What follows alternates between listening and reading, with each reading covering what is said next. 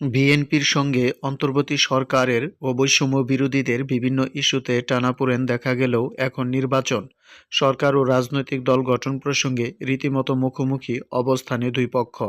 এক সাক্ষাৎকারে চলমান রাজনৈতিক পরিস্থিতি নিয়ে বিএনপির অবস্থান তুলে ধরেন দলটির মহাসচিব মির্জা ফখরুল ইসলাম আলমগীর। সাক্ষাৎকারে তিনি বলেন, বর্তমান সরকার নিরপেক্ষ থাকতে না পারলেও নির্বাচন করতে নিরপেক্ষ সরকারের প্রয়োজন হবে। ছাত্ররা রাজনৈতিক দল গঠন করলেও সরকার থেকে বেরিয়ে আসা উচিত বলেও মন্তব্য করেন মিস্টার আলমগীর। বুধবার ও বৃহস্পতিবার দুই পর্বে সাক্ষাৎকারটি প্রকাশিত হয়। এছাড়া একটি আলোচনা সভায় তিনি একই বক্তব্যের পুনরাবৃত্তি করেন। তার বক্তব্যে তীব্র প্রতিক্রিয়া জানান সরকারের দুই তরুণ উপদেষ্টা নাহিদ ইসলাম ও আসিফ মাহমুদ। প্রতিক্রিয়ায় জানায় বৈষম্য বিরোধী ছাত্র আন্দোলনের আহ্বায়ক হাসনাত আবদুল্লাহ। তারা তিনজনই সামাজিক মাধ্যম ফেসবুকে তাদের বক্তব্য তুলে ধরেন। নাহিদ ইসলাম যা বলেছেন, বিএনপির মহাসচিব মির্জা ফখরুল ইসলাম আলমগীরের নিরপেক্ষ সরকারের দাবিতে মূলত আরেকটা ১/১১ সরকার গঠনের ইঙ্গিত বহন করে বলে মন্তব্য করেছেন অন্তর্বর্তী সরকারের তথ্য উপদেষ্টা নাহিদ ইসলাম। বৃহস্পতিবার তথ্য উপদেষ্টা সামাজিক মাধ্যমে ফেসবুকে তার ভেরিফাইড পেজে লিখেছেন, 1/11 এর বন্দোবস্ত থেকে আওয়ামী ফেসিজমের উত্থান ঘটেছিল। বিএনপি মহাসচিবের বক্তব্যের সামনে আরেকটা 1/11 সরকার সংসদীয় সংখ্যাগরিষ্ঠতা ও নতজানু পররাষ্ট্রনীতির ধারাবাহিকতা এবং গুম খুন ও জুলাই হত্যাকাণ্ডের বিচার না হওয়ার আলামত রয়েছে। ছাত্র এবং অভ্যুত্থানের নেতৃত্বকে মাইনাস করার পরিকল্পনা 5ই আগস্ট থেকে শুরু হয়েছে।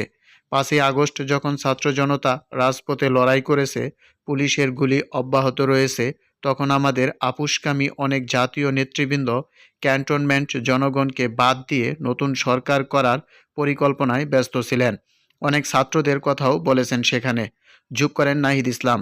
রাষ্ট্রপতির পরিবর্তন, সংস্কার, নতুন সংবিধান, জুলাই ঘোষণা সব ইস্যুতেই বিএনপির বিরুদ্ধে অবস্থান নিয়েছে। উল্লেখ করে মিস্টার ইসলাম আরও বলেন, অথচ এগুলো কোনোটাই ছাত্রদের দলীয় কোনো দাবি ছিল না। কিন্তু দেশের পরিস্থিতি, স্থিতিশীলতা, বৃহত্তর স্বার্থ এবং জাতীয় ঐক্য ধরে রাখার জন্য ছাত্ররা বারবার তাদের অবস্থান থেকে সরে এসেছে। আসিফ মাহমুদের স্ট্যাটাসে বৈষম্যবিরোধী ছাত্র আন্দোলনের আহ্বায়ক হাসনাত আবদুল্লাহ অবশ্য সরাসরি আক্রমণ করেছেন বিএনপিকে।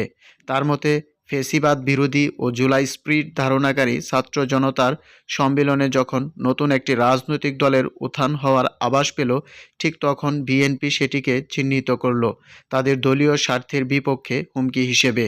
বৃহস্পতিবার সামাজিক মাধ্যমে দেওয়া এক পোস্টে মিস্টার আবদুল্লাহ লেখেন, বিএনপি একথা ভুলে গেলে গণ অভ্যুত্থানের ফলে গঠিত হওয়া সরকারের ম্যান্ডেট 60-70 ভাগ ভোট পেয়ে নির্বাচিত হওয়া রাজনৈতিক দলের চেয়েও বেশি।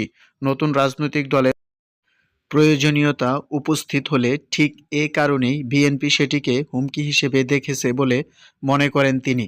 গণঅভ্যুত্থানের পরে বাংলাদেশের কাঠামোগত পরিবর্তন করার সময় ও সুযোগ এলো, অথচ বিএনপি দেশ পুনর্গঠনের এই সুযোগকে অবমূল্যায়ন করে হাজির হলো 1/11 সরকারের ফর্মুলার আলাপ নিয়ে। ওইদিকে অন্তর্বর্তী সরকার যখন দেশ সংস্কারের কাজে নিয়োজিত হলো, তখন বিএনপি এসে বলল এই সংস্কার করার ম্যান্ডেট বর্তমান সরকার অন্তর্বর্তীকালীন সরকারের নেই।